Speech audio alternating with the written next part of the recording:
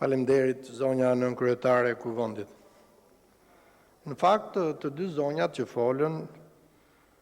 folën për atë që janë apo ndjehen të diskriminuara nga gjuha e presidentit. Okej, dakord, presidenti në fakt duhet të jetë gjithë përfshirës, por ju këtu e kishit, pse se hoqët? E nderuar ministre Spiropalje, shikojeni këtë këtu. Ke vetëm 4 minuta nga deputetet e opozitës dhe plot 35 minuta nga pozita. A nuk është kjo diskriminuese? Zonja Spiropalje, nëse ju keni një konflikt me presidentin e Republikës, nuk mundet ta transferoni në parlament. Nëse ai ju fyen, mos harroni kurrë shprehjen shkodrane. Kush fyn vedin. Këtë mos e harro kurrë.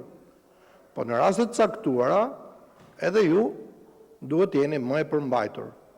Nëse ju jeni më e përmbajtur, normalisht këtu s'ka shanse të ketë më çizme, boj, gur, zhavor, por ju na keni diskriminuar edhe ne këtu.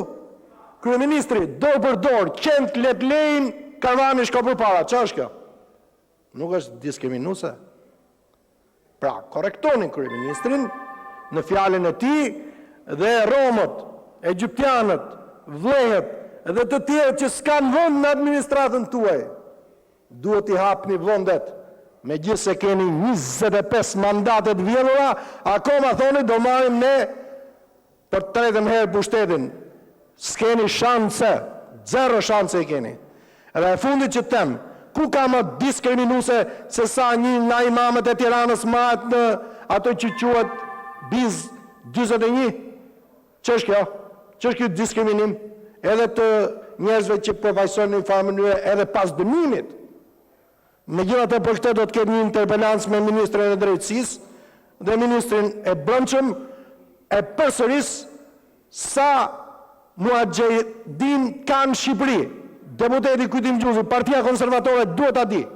Si janë, si jetojnë, ku jetojnë, a ka zërat vërtet apo jo brenda kampit në Keraç dhe në Mans që mbajnë me zor brenda atje? Po, do ta dim këtë.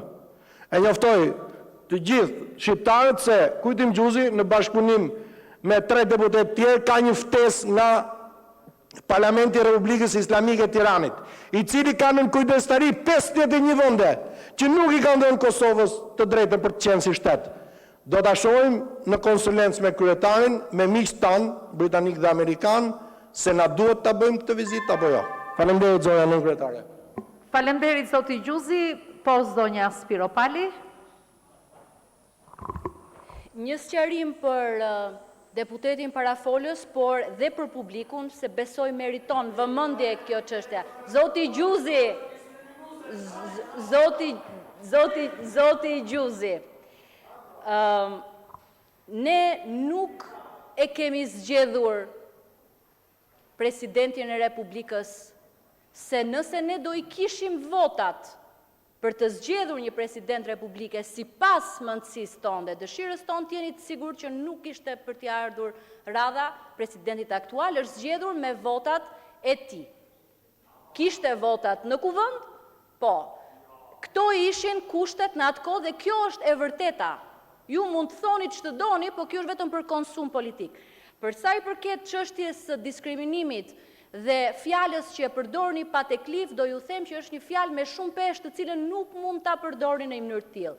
Unë nuk ju referova një konflikti personal, se nuk kam me askënd, jo me presidentin e Republikës, ju fola për një mendësi, për një gjuhë dhe për një kategori të caktuar që mendojnë se politika është një terren ku mund të shkallmojnë edhe qëndresën qytetare dhe komunikimin.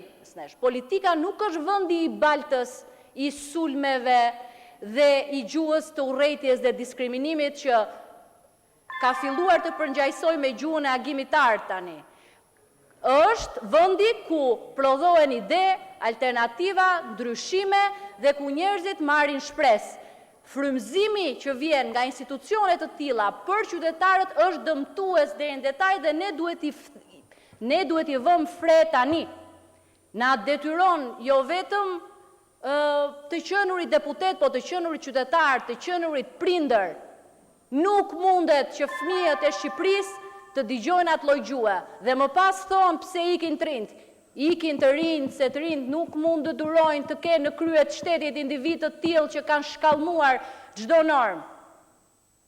Kjo është historia. Në rast sa më shpejt ne të adresojmë çështje të tilla që janë kardinale për komunikimin, për politikën, për qytetarinë, aq më shpejt do kemi edhe një politikë më të mirë dhe zgjedhje më të mira. Besoj se shpejti do ta marrin përgjigjen gjithë, edhe ata që janë institucione, edhe ata që paguen në dorë, në për portale, në për kanale, në për jeta. Ju e dini shumë mirë se si paguen, po bëjnë mirë që dhe institucionet e shtetit, si parandalimi i pastrimit parave, tatimet, dhe këtu jam dakord dhe me kryetarin e grupit, të bëjnë punën e tyre sipas ligjit. Faleminderit. Faleminderit zonja Spiropali. Zoti Gjoni, por nuk ju përmendi fjalën. Për procedurë. Dakord.